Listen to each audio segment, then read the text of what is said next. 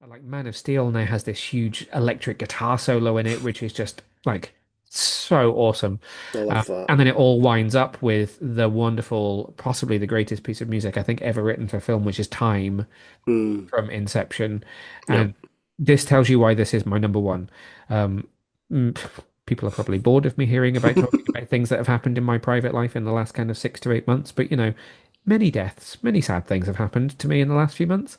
And Time is a piece of music which whenever I hear it, it just sums up everything for me. Like I can sum up Mm, every bad thing, every wonderful thing that has happened. I have heard Time played live and I have sobbed like a child. yeah. I sobbed hearing Time on the cinema screen Mm, watching a performance of it. I wasn't even in the room with Hans Zimmer, but mm, it just, even on film, it is so well mixed and edited and recorded. The whole way yeah. this film is made, you might as well have paid for a ticket to go and see him live. And I realize I've just talked about Mm. it for like 10 minutes. But that's why it's my number one because it's just Mm. it is as emotional an experience as seeing him live. I really, to be honest, I completely forgot about that film, but It was a very brief cinema release, to be fair. It was only out for a yeah, week or so.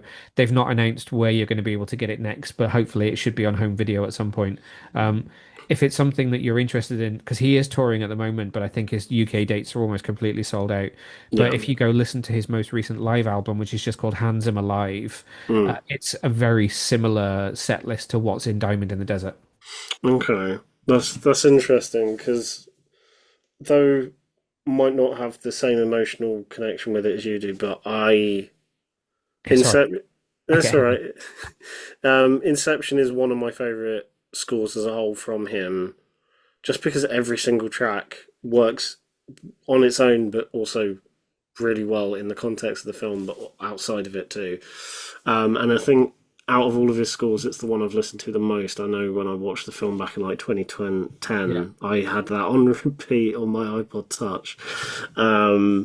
But yeah, you now that you've reminded me of that film, I do want to try and seek it out. Yeah. Plus, I want to see him live full stop because I've not had that privilege I yet. had